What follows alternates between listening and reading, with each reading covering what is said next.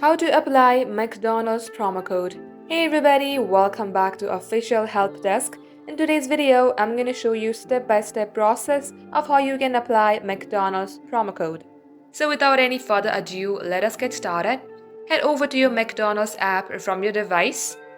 As you launch your McDonald's app, make sure to get logged into your specific account, then tap on the three-dot icon at the bottom of your right side, which is also called a More option. In here, you will see an option that says Scan Vouchers. Tap onto it. At this page, scroll below.